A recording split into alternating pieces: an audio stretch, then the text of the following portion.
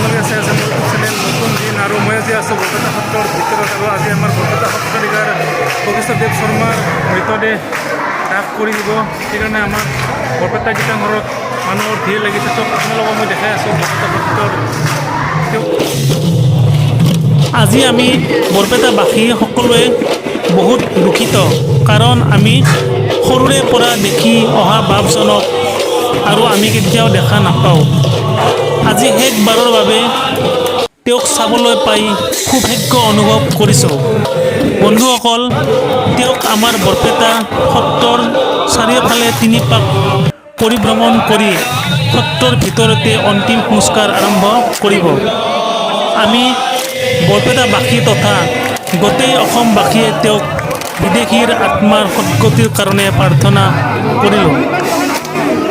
বন্ধুসকল, এই ভিডিঅ'টো তেওঁৰ স্মৃতিটো ৰখাৰ কাৰণে কৰিলোঁ। যদি আপোনালোকে ভাল পায় তেতিয়াহ'লে এটা শ্বেয়াৰ কৰি দিব। জয় গুৰু শংকৰ।